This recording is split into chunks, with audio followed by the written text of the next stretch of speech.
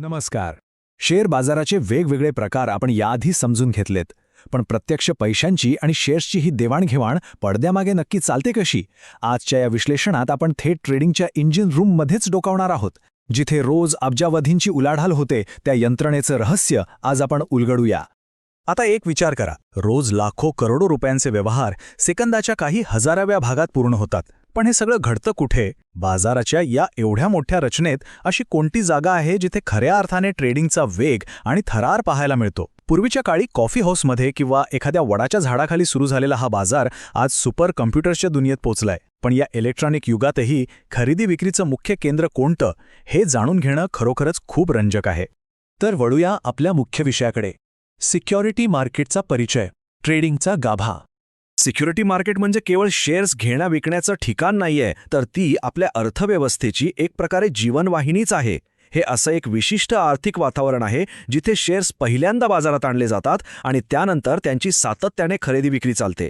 पण हे मार्केट नक्की आहे तरी कशासाठी?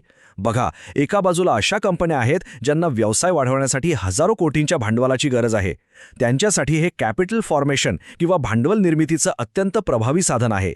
आणि दुसऱ्या बाजूला ज्यांच्याकडे गुंतवण्यासाठी पैसा आहे, त्यांच्यासाठी संपत्ती वाढवण्याचा हा एक उत्तम मार्ग आहे. ही सगळी प्रक्रिया सुरळीत चालावी यासाठी या मार्केटचे दोन अत्यंत महत्त्वाच्या आणि वेगवेगळ्या टप्प्यांत विभाजन केले जाते. हे दोन टप्पे म्हणजे प्रायमरी मार्केट आणि सेकंडरी मार्केट. हे दोन्ही एकाच नाण्याच्या दोन बाजू आहेत असं म्हणायला हरकत नाही. प्रायमरी मार्केटमध्ये शेअरचा खऱ्या अर्थाने जन्म होतो, म्हणजेच त्यांची पहिल्यांदाच बाजारात विक्री होते. इथे कंपन्या थेट गुंतवणूकदारांकडून पैसा उभा करतात.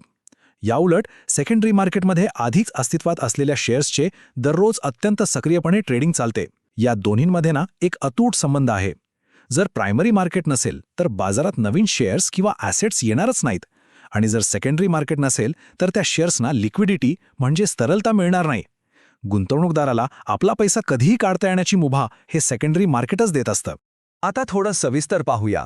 प्रायमरी मार्केट आणि IPO, एका शेअरचा जन्म. जेव्हा एखादी कंपनी पहिल्यांदाच आपले शेअर्स घेऊन शेअर बाजारात लिस्ट होते, तेव्हा ती बाजारात खऱ्या अर्थाने प्रवेश करत असते. कंपनी थेट गुंतवणूकदारांकडून भांडवल गोळा करते आणि बदल्यात त्यांना शेअर्स देते. यालाच आपण इनिशियल पब्लिक ऑफर म्हणजेच IPO म्हणतो. पण इथे एक प्रश्न पडू शकतो की कंपनी बँकेकडून कर्ज न घेता IPO का आणते? याचं मुख्य कारण म्हणजे कॉस्ट ऑफ कॅपिटल आणि जोखमीची विभागणी. बँकेचं कर्ज घेतल्यास त्यावर निश्चित व्याज द्यावंच लागतं, जे व्यवसायासाठी कधीकधी मोठं ओझं ठरू शकतं.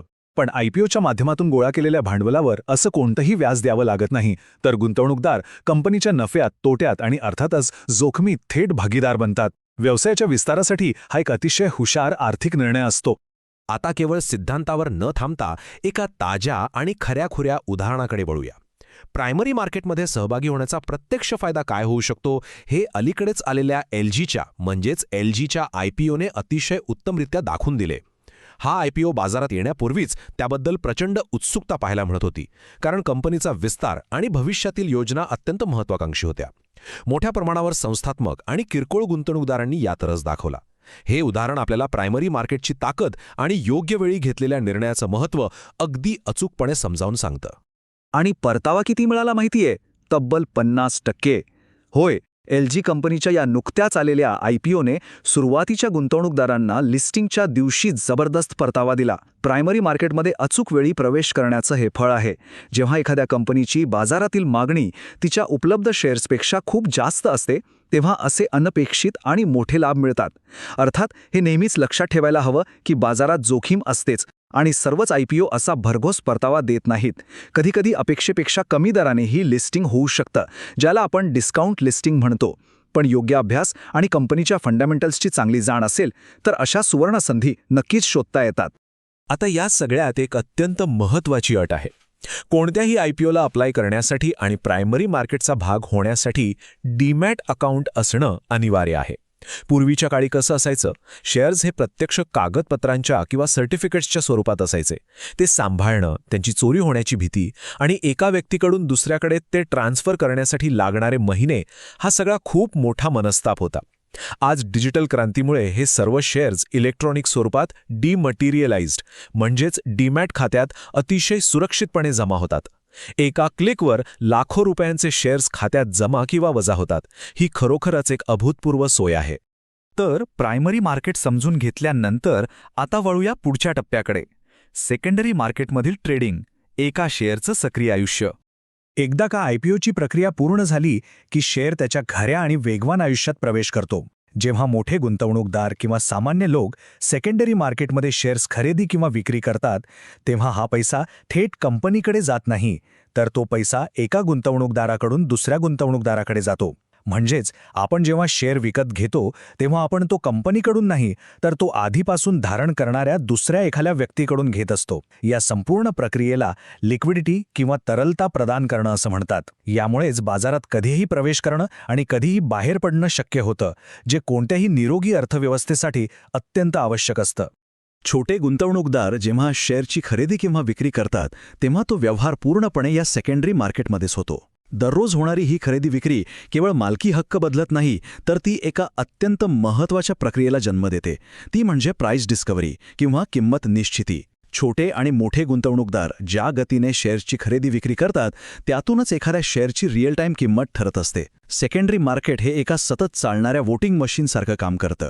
जागतिक घडामोडी, कंपनीचे तिमाही निकाल, व्याजदरातील बदल आणि एकूणच गुंतवणूकदारांच्या भावना या सर्व गोष्टींचे पडसाद सेकंड दर सेकंड या किमतींवर उमटत असतात.